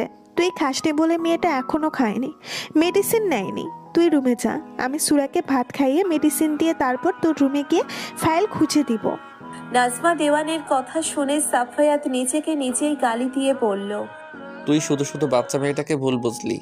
তোর জন্য মেয়েটা না খেয়ে বসে আছে, আর তুই কি না? সি, এটা তোর কাম্য নয় সাফি। কি হলো চা? তুইও গিয়ে কিছু খেয়ে নে, রাতে না খেয়ে থাকতে হয় না সাফি। আমার খেতে ইচ্ছে করছে না আম্মি। আমি তো সুরার জন্য পাতলা খিচুড়ি আর ডিম করেছি, কিন্তু তুই তো পাতলা খিচুড়ি খাস না, তোর ঝরঝরি খিচুড়ি পছন্দ। তুই বরং নিচে গিয়ে খাবার নিয়ে আয়, আমি সুরাইকে খাইয়ে দিয়ে তোকেও খাইয়ে দিব। একদিন পাতলা খিচুড়ি খেলে কিছু হবে না আম্মি, আমি না হয় আজ পাতলা খিচুড়ি খেলাম। সাফায়াতের কথায় নাজমা দেওয়ান খুব খুশি হন। তিনি এক লোকমা খাবার সুরার গালে দিচ্ছেন, অন্য লোকমা সাফায়াতের গালে। সাফায়াত সুরা দুজনে তৃপ্তি সহকারে খাবার খাচ্ছে, এমন সময় নুসাইফা এসে বলল, বাহ আম্মি বাহ, নিজের ছেলে ছেলের বউকে খাইয়ে দিচ্ছেন, আর আমি যে না খেয়ে আছি সেদিকে কারোই খেয়াল নেই না? আপনার ছেলে আর ছেলের বউই আপনার আপন হয়ে গেল আম্মি। আমার কথায় ভেবে ভুলে গেলেন আম্মি? সাফায়াত দেখল নুসাইফা বেশ রেগে আছে, চোখে পানি টলটল করছে। সাফায়াত নুসাইফাকে আরো রাগিয়ে দিতে বলল, তুই কবে আমাদের আপন ছিলি বলতো? তুই সত্যি আমাদের নিজেদের কেউ না। তোকে তো আমরা ব্রিজের তলা থেকে কুড়িয়ে পেয়েছিলাম। নুসাইফা দৌড়ে এসে সাফায়াতের বুকে এলো পাথারি কিল ঘুষি মেরে বলল, তুমি আমাদের পরিবারের কেউ না। তোমাকে তো আমরা ওই যে বেদের মেয়েকে চাল দেওয়ার বিনিময়ে কিনে এনেছিলাম। সাফায়াত নুসাইফাকে এক হাতে জড়িয়ে ধরে কপালে চুমু দিয়ে বলল, তাহলে তো আমি তোর ছোট, তাই না? হ্যাঁ, আজকে থেকে আমাকে আপু বলে ডাকবে। যথা আজ্ঞা মহারানী। নাজমা দেওয়ানের তার ছেলে মেয়েদের খুনসুটি দেখতে বড্ড ভালো লাগছে। নাজমা দেওয়ান তিনজনের মুখেই খাবার তুলে দিচ্ছেন। তিনি সাফায়াতকে পাতলা খিচুড়ি তৃপ্তি সহকারে খেতে দেখে অবাক হয়ে গিয়েছেন। যে ছেলেটা পাতলা খিচুড়ি দেখলে নাক সিটকায়, সে আজ পাতলা খিচুড়ি তৃপ্তি সহকারে খাচ্ছে। ব্যাপারটা বেশ ভালো লাগে নাজমা দেওয়ানের। তিনি মনে মনে বললেন, আমি জানি সাফি, সুরা একটু একটু করে তোর মনের মালকিন হয়ে যাচ্ছে। সুরার শূন্যতা তুই উপলব্ধি করতে পেরেছিস, আর তাই তো ফাইলের বাহানায় সুরাকে নিজের কাছে নিয়ে যেতে এসেছিস। কিন্তু আমি সুরাকে যেতে দিব না। তুই আগে সুরাকে পুরোপুরি উপলব্ধি কর। সুরার মনটা আগে তোর হোক। তুই যেটা পুরোপুরি বুঝতে পারবি, সুরার মনটা যেন সুরার নয়, মনটা তোরই। সেদিন আমি নিজেই সুরাকে তোর হাতে তুলে দিব। নাজমা দেওয়ান সবাইকে খাইয়ে দিয়ে নিচে প্লেট রাখতে চায়। সাফায়াত এদিক ওদিক তাকিয়ে দেখে রুমে নুসাইফাও নাই। সাফায়াত এই সুযোগে সুরার দিকে এগিয়ে এসে সুরার হাত ধরে বলল, ঘুমোবে, রুমে চলো। আপনি অনেক খারাপ একটা লোক, আমি যাব না। তুমি তো আমাকে স্বামী হিসেবে মানো, তাই না? সুরা মাথা নাড়িয়ে সম্মতি দিল। তাহলে আমি খারাপের কি করেছি বলো তো? তোমাকে শুধু চুমু দিয়েছি, ইটস নর্মাল। চুমু দিলে স্বামীরা খারাপ হয়ে যায় না গাধা। এবার তো চলো। আমি যাব না। কত বড় বেয়াদব মেয়ে, বড়দের মুখে মুখে তর্ক করো। তুমি চাইছো আমি তোমাকে কোলে করে নিয়ে যাই, তাই না মেয়ে? আমি কখন বললাম আমাকে আপনি কোলে করে রুমে নিয়ে যান? আমি তো বলছি আমি আপনার সাথে যাব না, আমি মায়ের সাথে থাকবো। ওকে চলো তাহলে। বলে সাফায়াত সুরাকে কোলে তোলার আগেই নোসাইফা বলল, ভাইয়া, ভাবিমণি কখন বলল সে তোমার কোলে উঠতে চায়? তুই এখনো যাসনি? আমি তো ব্যালকনিতেই ছিলাম। তুমি নাকি ভাবিমণিকে তোমার স্ত্রী হিসেবে মানো না? শুধু আমি কেন, পৃথিবীর কোনো পুরুষই এই বেয়াদব অসভ্য মেয়েকে নিজের স্ত্রী হিসেবে মানতে পারবে না। ও তাই নাকি? যাকে স্ত্রী হিসেবে মানো না তাকে তোমার রুমে নেওয়ার জন্য এত পায়তারা করছো কেন? আমার দায়িত্ব পালন করছি। তাছাড়া তুই খুব ভালো করে জানিস আম্মি নিজে অসুস্থ।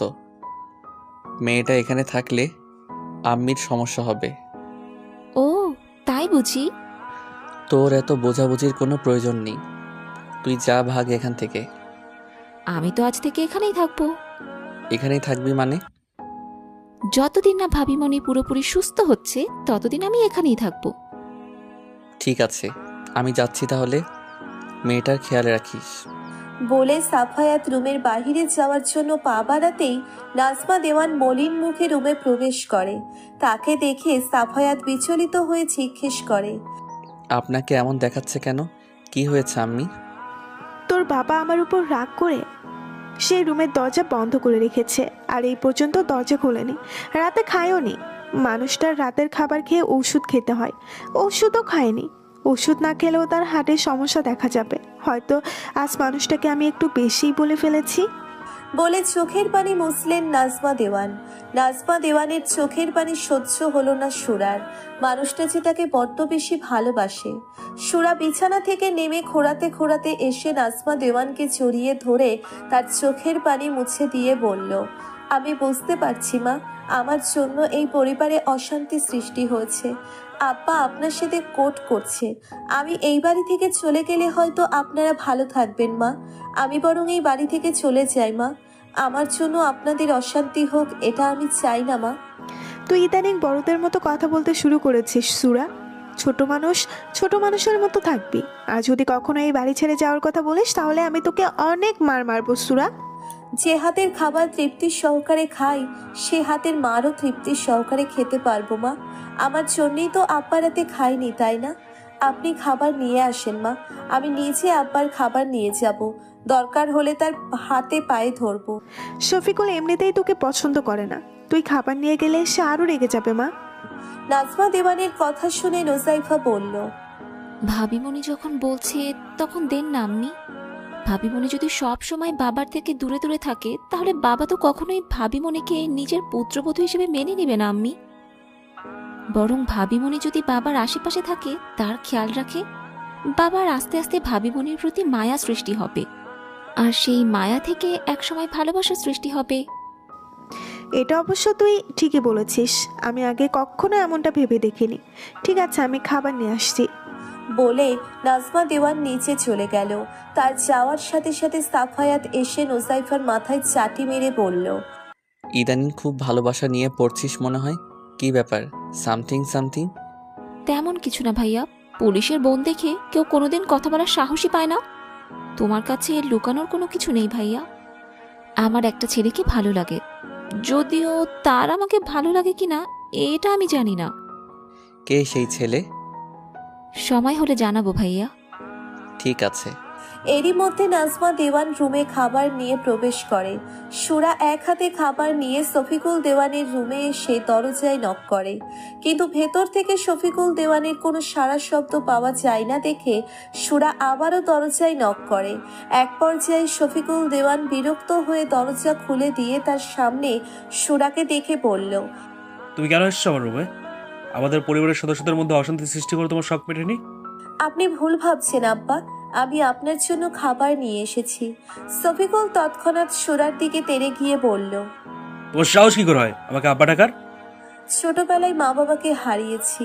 আমাদের গ্রামের বড়লোক বাড়ির ছেলে মেয়েদের তাদের বাপ মা যখন হাত ধরে স্কুলে নিয়ে যেত, আমি চেয়ে চেয়ে দেখতাম। ওই ছেলে মেয়েদের জায়গায় নিজেকে কল্পনা করতাম। তখন খুব আফসোস হতো আমার। ভাবতাম, ইস, আমার বাবা মা যদি আমার সাথে থাকতো তাহলে আমিও কাঁধে ব্যাগ ঝুলিয়ে স্কুলে যেতে পারতাম। কিন্তু সবার ভাগ্যে তো আর সবকিছু থাকে না।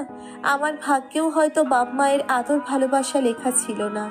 গ্রামের লোকেরা বলতো বিয়ের পর নাকি শ্বশুরবাড়ি নিজের বাড়ি হয়ে যায়, নতুন করে বাবা মা পাওয়া যায়। সত্যিই আমি একজন মা পেয়েছি। মাকে যদি মা ডাকতে পারি তাহলে আপনাকে আব্বা ডাকতে পারবো না কেন? আপনার রাগ আমার সাথে আব্বা, খাবারের সাথে তো না। দরকার হলে আপনি আমাকে মারেন কাটেন, তবুও আপনি না খেয়ে থাকবেন না আব্বা। মা বলল রাতের খাবার শেষ করে আপনার ঔষধ খেতে হবে। ঔষধ না খেলে তো আপনার অসুখ করবে। অতঃপর সুরা কিছু একটা ভেবে শফিকুলের দিকে নিচের গাল এগিয়ে দিয়ে বলল, এই যে আমি আমার গাল এগিয়ে দিলাম আপনার কাছে, আপনি আমাকে চর মারেন, তবুও খাবার খান আব্বা। সুরার এহেন কথাবার্তায় সাফায়াত সহ সবাই অবাক হয়ে যায়। তাদের ধারণার বাইরে ছিল যে সুরা এমনটা করতে বা বলতে পারবে। কিন্তু সুরার কথায় সবার মন গললেও পাষাণ শফিকুল দেওয়ানের মন গলে না। তিনি সুরার হাত থেকে খাবারের প্লেট নিয়ে ছুঁড়ে মারল ফ্লোরে। মুহূর্তের মধ্যে প্লেটে থাকা খাবার ছড়িয়ে ছিটিয়ে পড়ল রুমের চারিদিকে। সময় বহমান, সময় তার আপন গতিতে বইতে থাকে। নদীর স্রোত যেমন কারোর জন্য অপেক্ষা করে না, তেমনি সময়ও কারোর জন্য অপেক্ষা করে না। আমাদের প্রত্যেকের কাছে সময় খুবই মূল্যবান ও গুরুত্বপূর্ণ। সময় হচ্ছে এমন একটা সম্পদ যা মহান আল্লাহ তাআলা সবাইকে দিয়েছেন। সময় যা একবার অতিক্রম করলে তা আর কখনো ফিরে আসে না। ঠিক যেন চোখের পলকে দিন থেকে রাত, রাত থেকে দিন, দিন থেকে সপ্তাহ, সপ্তাহ থেকে মাস পেরিয়ে যায়। দেখতে দেখতে সবার জীবন থেকে হারিয়ে যায় বেশ কয়েকদিন। এই কয়েকদিনে সবার জীবনে আমূল পরিবর্তন ঘটেছে। সুরা এখন পুরোপুরি সুস্থ হয়ে গিয়েছে। তার হাতের প্লাস্টার খুলে দেওয়া হয়েছে। সে এখন আগের মতো সারা বাড়ি টই টই করে ঘুরে বেড়ায়। সবাই তাকে আপন করে নিয়েছে, শুধুমাত্র শফিকুল দেওয়ান ছাড়া। তিনি সুরাকে দুচোখে সহ্য করতে পারেন না। সেদিন অনেক আশা নিয়ে সুরা শফিকুল দেওয়ানের জন্য খাবার নিয়ে যায়, কিন্তু শফিকুল দেওয়ান যখন খাবার না খেয়ে নিচে ফেলে দেয়, সুরার কোমল হৃদয় ব্যথিত হয়ে ওঠে। সুরা আর কখনো তার মুখোমুখি হয়নি, যথাসম্ভব তাকে এড়িয়ে চলার চেষ্টা করেছে। অবশ্য সাফায়াতের সাথেও আগের থেকে ভালো সম্পর্ক গড়ে উঠেছে। সাফায়াত রোজ থানা থেকে ফিরে সুরাকে খাইয়ে দেওয়া, চুলে তেল দেওয়া, চুল আঁচড়ে বেনি করে দেওয়া, সবটা করেছে, যেটা চোখ এড়িয়ে যায়নি নাজমা দেওয়ানের। নাজমা দেওয়ান এতদিন সুরাকে সাফায়াতে ডুবে যেতে দেয়নি। অবশ্য সাফায়াত জোর করেনি, কিন্তু সে নিজে ঠিকই ছটফট করেছে। তার বিধ্বস্ত চেহারা দেখে নাজমা দেওয়ান স্পষ্ট বুঝতে পেরেছে তার ছেলে বউকে ছাড়া ভালো নেই। তিনি ঠিক করেছেন আজ থেকে সুরাকে সাফায়াতে ডুমে শিফট করবে। অনেক হয়েছে পরীক্ষা, তিনি তার ছেলের কষ্ট সহ্য করতে পারবেন না। সাফায়াত সবে শাওয়ার নিয়ে ওয়াশরুম থেকে বের হয়েছে, এমন সময় সুরা গুটি গুটি পায়ে তার রুমে প্রবেশ করে। সাফায়াত সুরার দিকে লক্ষ্য করে দেখে সে একটা তাঁতের থ্রি পিস পরেছে। লম্বা ভেজা চুলগুলো ছেড়ে দিয়েছে, যা থেকে টুপটাপ করে পানি পড়ে ফ্লোর ভিজে গিয়েছে। সাফায়াত কিছুদিন আগে কাজের জন্য সিলেট গিয়েছিল। সেখান থেকে সুরা আর নোসাইফার জন্য নিজে পছন্দ করে দুইটা তাঁতের থ্রি পিস নিয়ে আসে। সাফায়াত ভাবতে পারেনি থ্রি পিসটা এত ভালো মানাবে সুরার গায়ে। মেয়েটা শাড়ি, থ্রি পিস, কুর্তি যাই পরুক না কেন সবটাতেই সুন্দর লাগে তাকে। সাফায়াত বেশিক্ষণ তাকিয়ে থাকতে পারে না সুরার দিকে, সে নেশাগ্রস্ত হয়ে যায়। সাফায়াত নিজেকে সামলে নিয়ে সুরাকে ধমক দিয়ে বলল, এত সকালে শাওয়ার নিয়েছো কেন মেয়ে? অফিসে যাবে নাকি ভার্সিটিতে যাবে? কোনো উত্তর আসে না সুরার থেকে। সাফায়াত সুরার থেকে রেসপন্স না পেয়ে সুরার চুল নিজের হাতে পেঁচিয়ে তাকে নিজের দিকে টেনে নিয়ে বলল, সুস্থ হয়েছো? একদিনও হয়নি, এর মধ্যে আবার চাইছো চুলের পানি গায়ে বসিয়ে ঠান্ডা লাগিয়ে জ্বর বাঁধাতে? তুমি আমার একটা কথাও শোনো না মেয়ে। তোমাকে কতবার বলছি গোসল করে ভেজা চুল ভালো করে মুছে নিবে। আমি জানি আপনি প্রথমে আমাকে বকা দেবেন, তারপর ঠিকই নিজে আমার ভেজা চুল মুছে দিবেন। তাই তো আমি আর কষ্ট করে চুল মুছতে চাই না, বলেই দাঁত দিয়ে জিভ কাটে সুরা। ও তাহলে এই ব্যাপার, আমাকে জ্বালানোর নতুন ফোন দিয়ে এঁটেছো তাহলে? আমাকে তোমার বেতনভুক্ত কর্মচারী মনে হয়? হ্যাঁ।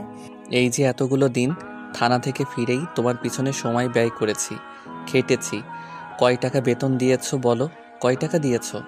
সাফায়াতের কথা শুনে সুরা কোনো উত্তর না দিয়ে সাফায়াতের পায়ের উপর পা দিয়ে দাঁড়িয়ে উঁচু হয়ে সাফায়াতের গলা জড়িয়ে ধরে সোজা সাফায়াতের অধরে নিচের অধর মিলিয়ে দেয়। ঘটনার আকস্মিকতায় হতভম্ব হয়ে যায় সাফায়াত। সাফায়াত তৎক্ষণাৎ সুরার থেকে নিজেকে ছাড়িয়ে নেয়। তার ঠোঁটে এখনো ভেজা ভেজা ভাব রয়েছে।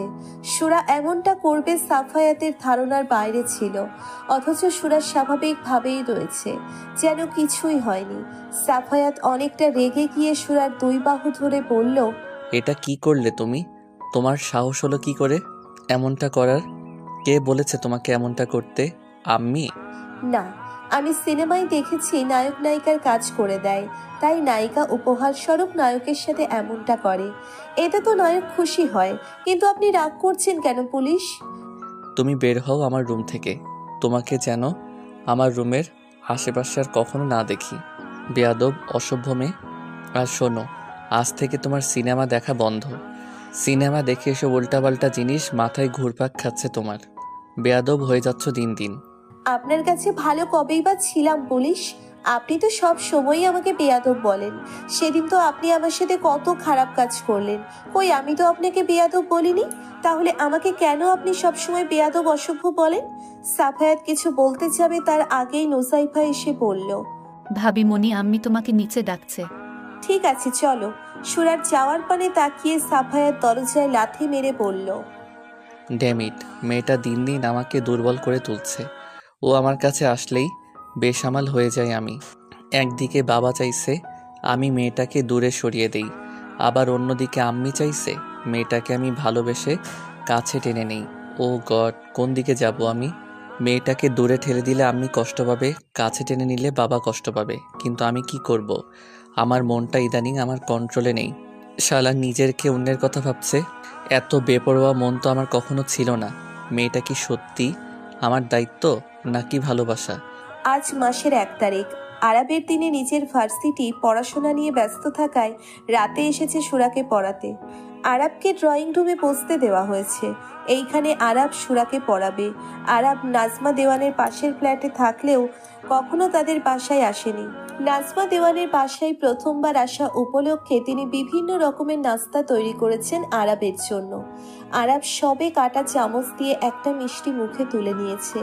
এমন সময় সুরাকে সিঁড়ি বেয়ে নিচে নামতে দেখে তার হাত থেকে কাটা চামচ নিচে পড়ে যায়। সুরা বেগুনি কালারের 3 পিস পরেছে, চোখে হালকা কাজল আর ঠোঁটে হালকা লিপস্টিক দিয়ে হাঁটু পর্যন্ত লম্বা চুলগুলো ছেড়ে দিয়েছে। সুরাকে দেখে আরাবের বুক ধুকপুক করে উঠল, যা আগে কখনো হয়নি। তার মনে হচ্ছে সুরা তার দেখা সবচেয়ে সুন্দরী মেয়ে। বড্ড হাঁসফাঁস লাগছে আরাবের নিজের কাছে। এক পর্যায়ে আরাব নিজেকে সামলে নিল। নাজমা দেওয়ান এসে সুরার সাথে আরাবের পরিচয় করিয়ে দিল। পরিচয় পর্ব শেষ হলে আরাব সুরাকে পড়াতে শুরু করলো, কিন্তু আরাবের পড়ানোর প্রতি কোনো মন নেই। তার বেহায়া মন বারবার সুরাকে এক নজর দেখতে চাইছে। মন বলছে, দেখ না আরাব, দেখলে ক্ষতি কি? রাত 10টার সময় সাফায়াত এসে কলিং বেল দিলে মাজেদা গিয়ে দরজা খুলে দেয়। সাফায়াত রুমে প্রবেশ করতেই দেখতে পায় সুরা আজ সাজগোজ করেছে। বেশ অন্যরকম লাগছে তাকে। সে নিজের মতো করে পড়ছে। তাদের থেকে একটু দূরে নোসাইফা বসে এক ধ্যানে আরাবের দিকে তাকিয়ে রয়েছে, আর আরাব একরাশ মুগ্ধতা নিয়ে তাকিয়ে রয়েছে সুরার দিকে, যা দেখে হাত মুষ্টিবদ্ধ হয়ে আসে সাফায়াতের। সাফায়াত আরাবের দিকে এগিয়ে আসে। তাকে দেখে আরাব সালাম দিয়ে হ্যান্ডশেক করে জিজ্ঞেস করে, কেমন আছেন ভাইয়া? আরাব ছেলেটাকে পার্সোনালি ভালোই লাগে সাফায়াতের। ছেলেটা দেখতে যেমন মাশাআল্লাহ তেমনি অনেক ব্রিলিয়ান্ট, আবার ব্যবহারও খুব মিষ্টি। ভার্সিটিতে পড়াশোনা করে, অথচ এ পর্যন্ত ছেলেটার নামে কোনো প্রকার বাজে কথা শোনা যায়নি। তার না আছে কোনো বাজে সঙ্গ। আর না আছে কোনো বাজে নেশা। পড়াশোনার বাইরে ছেলেটা আর কিছুই চেনে না। সব মিলিয়ে অসাধারণ একটা ছেলে, কিন্তু সেই অসাধারণ বাচ্চা একটা ছেলেকে যেন আজ সাফায়াতের সহ্য হচ্ছে না। হিংসা হচ্ছে তার প্রতি, এক প্রকার বিরক্তি নিয়ে বলল, এই তো আলহামদুলিল্লাহ ভালো আছি। তুমি কেমন আছো? আমিও আলহামদুলিল্লাহ ভালো আছি ভাইয়া। পড়াশোনা কেমন চলছে তোমার? শুনেছি তুমি নাকি পড়াশোনা ছাড়া কিছুই বোঝো না। তা গার্লফ্রেন্ড আছে নাকি? আরাব লজ্জা পেয়ে বলল, কি যে বলেন ভাইয়া। লজ্জা পাওয়ার কি আছে? বর্তমান ডিজিটাল যুগ, থাকতেই পারে। সাফায়াত মনে মনে চাইছে আরাব বলুক আমার গার্লফ্রেন্ড আছে, কিন্তু তার ধারণা পাল্টে দিয়ে আরাব বলল, পড়াশোনার সুবাদে অনেক মেয়েদের সাথে পরিচয় হয়েছে। অনেক সুন্দরী সুন্দরী মেয়ে প্রপোজ করছে, এমনকি তারা একান্তে ঘনিষ্ঠ মুহূর্ত কাটানোরও আহ্বান করেছে। কিন্তু আমার কাছে তাদেরকে বেহায়া ছাড়া আর কিছুই মনে হয়নি। আমি চেয়েছি একজন লজ্জাবতী নারী। লজ্জাবতী গাছের পাতায় যেমন সামান্য স্পর্শ পেলেও নিজেকে গুটিয়ে নেয়, আমিও চেয়েছি আমার জীবনে এমন এক লজ্জাবতী আসুক যে অন্য মেয়েদের মতো মডার্ন হয়ে শরীর দেখিয়ে ঘুরে বেড়াবে না, অন্য পুরুষের সাথে যার চলাফেরা থাকবে না, যার শরীরে শুধুমাত্র আমার স্পর্শ থাকবে, যে আমার সামান্য স্পর্শ পেলে লজ্জায় লাল হয়ে যাবে আর আমি সেই লাজে রাঙা মুখের দিকে মুগ্ধ হয়ে তাকিয়ে থাকব। এখনো পাওনি বুঝি তোমার লজ্জাবতীকে? আরাব সুরার দিকে তাকিয়ে বলল, পাইনি, তবে খুব শীঘ্রই পেয়ে যাব। সাফায়াত ব্যাপারটা লক্ষ্য করলো। সে প্রসঙ্গ এড়িয়ে যেতে বলল, এবার তো তোমার ফাইনাল ইয়ার, তাই না? পরীক্ষা কবে? হ্যাঁ ভাইয়া, পরীক্ষার কথা শিওর বলতে পারছি না। নির্বাচনের আগে হতে পারে, আবার পরে হতে পারে।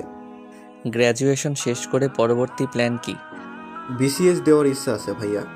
মন দিয়ে পড়াশোনা করো। All the best. অতঃপর সাফায়াত সুরার দিকে তাকিয়ে বলল, আমার রুমে আসো তো। আমি তো পড়ছি পুলিশ। আজকের মতো আর পড়া লাগবে না, একদিন পরে বিসিএস ক্যাডার হয়ে যাবে নাকি? আরাব লক্ষ্য করে সাফায়াত কেমন রেগে রেগে কথা বলছে। এক পর্যায়ে আরাব বলল, সুরা, ভাইয়া কি বলে শুনে এসো, সমস্যা নেই, আমি অপেক্ষা করছি। আরাবের কথা শুনে সাফায়াত বলল, তোমার কিছুদিন পর ফাইনাল পরীক্ষা, তুমি বরং আজ চলে যাও, আমি বাকিটা ওকে দেখিয়ে দিব। না না ভাইয়া, এটা আমার ডিউটি। আমি আন্টিকে কথা দিয়েছি সুরাকে আমার সবটুকু দিয়ে শেখাবো। তুমি যাও সুরা, আমি অপেক্ষা করছি।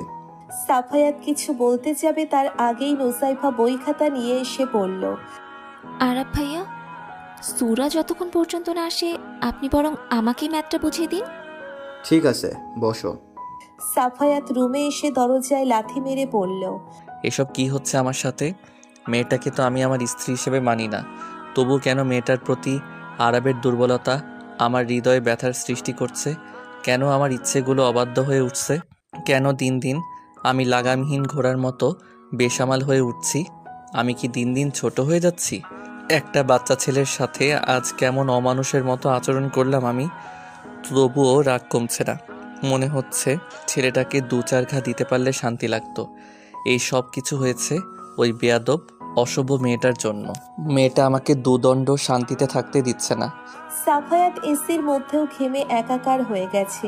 সে নিজের গায়ের শার্ট গেঞ্জি খুলে নিচে ছুঁড়ে ফেলে দিল, আর তখনই সুরার রুমে প্রবেশ করলো। সাফায়াতকে এই অবস্থায় দেখে যেন সুরার সারা শরীরে অদ্ভুত এক নাম না জানা শিহরণ বয়ে গেল, যার সাথে সুরার পূর্ব পরিচয় নেই। অদ্ভুত এক ভালো লাগায় চেকে বসে সারা শরীরে। সুরা লজ্জায় 2 হাতে নিজের মুখ ঢেকে নিল। সুরাকে দেখা মাত্রই সাফায়াত থেকে টেনে রুমের মধ্যে নিয়ে এসে দরজা বন্ধ করে দিয়ে সুরাকে দেওয়ালের সাথে চেপে ধরে পড়ল। এত সাজগোজ করেছো কেন? নায়িকা সাজার শখ জেগেছে বুঝি? নাকি এইভাবে সাজগোজ করে পরপুরুষকে নিজের প্রতি আকর্ষিত করতে চাইছো? সাফায়াতের কথায় সুরার কোমল হৃদয় ব্যথিত হলো। সে মনে মনে নিজেকে ধিক্কার দিয়ে বলল, ছি ছি, পুলিশ আমাকে এত খারাপ মেয়ে মনে করে? আমি তো আরাব ভাইয়ার দিকে এক নজর তাকিয়েও দেখিনি সে দেখতে কেমন, অথচ পুলিশ কি না কি ভাবছে। সুরার থেকে রেসপন্স না পেয়ে সাফায়াত সুরার বাহু জোরে চেপে ধরে বলল, আমি কি বলছি কথা কানে যাচ্ছে না তোমার?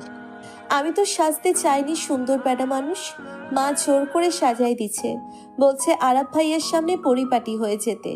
সাফায়াত সুরার হাত ছেড়ে দিয়ে নিচের পকেট থেকে রুমাল বের করে সুরার গাল চেপে ধরে ঠোঁটের লিপস্টিক মুছে দেয়।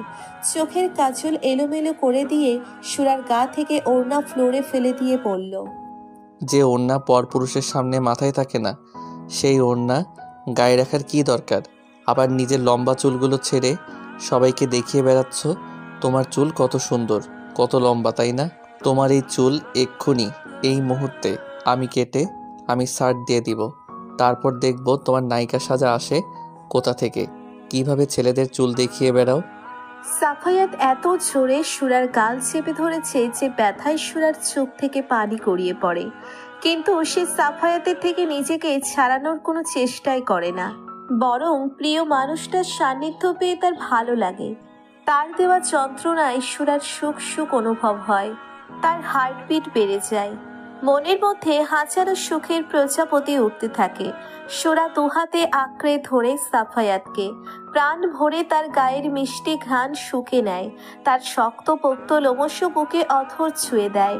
কিন্তু এতেও যেন সাফায়াতের রাগ কমে না, বরং বেড়ে যায়। সে নিজের আক্রোশ মেটাতে আঁকড়ে ধরে সুরার অধর, নিজের সমস্ত রাগ ক্ষোভ আক্রোশ মেটাতে থাকে সুরার কোমল অধর জোড়ায়।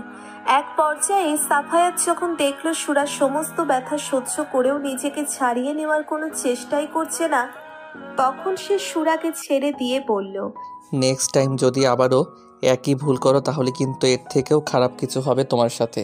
খারাপ কিছু মানে বুঝতে পেরেছো তো? শুধু আরাপ কেন, কোনো পুরুষ মানুষের সামনেই তুমি সাজগোজ করে চুল ছেড়ে যাবে না। অনেক চেষ্টা করে নিজের রাগ কন্ট্রোল করতে পেরেছি, যার কারণে তোমার লম্বা চুলগুলো এখনও কাটিনি, কিন্তু নেক্সট টাইম তোমাকে সেই সুযোগ আর দেওয়া হবে না। বুঝতে পেরেছো? সুরার চোখের পলক পড়ল না, নিষ্পলক চোখে তার সামনে থাকা রাগান্বিত মানুষটার মুখশ্রীর দিকে চেয়ে থাকলো। সাফায়াত লক্ষ্য করলো সুরার ঠোঁট অনেকটা কেটে গিয়ে ব্লিডিং হচ্ছে, যা দেখে সাফায়াতের বুক ধুক করে উঠল। নিজের কাছেই নিজেকে বড্ড অচেনা লাগছে সাফায়াতের। সে কিভাবে পারলো বাচ্চা একটা মেয়ের সাথে এমন অমানুষের মতো আচরণ করতে? সাফায়াত আর কিছু ভাবতে পারে না, তার বুকে চিনচিন ব্যথা অনুভব হয়। সে বুঝতে পারে এই গাইয়া মেয়েটা একটু একটু করে তার মন হরণ করে নিয়েছে, তার মনের মালকিন হয়ে উঠেছে। সে না চাইতেও এই গাইয়া বেয়াদব অসভ্য মেয়েটার প্রেমে পড়ে গেছে। মেয়েটা অন্য কারো হবে বা অন্য কেউ তার প্রশংসা করবে, এটা সহ্য করতে পারেনি সাফায়াত। সাফায়াত এক পা করে এগিয়ে যায় সুরার দিকে।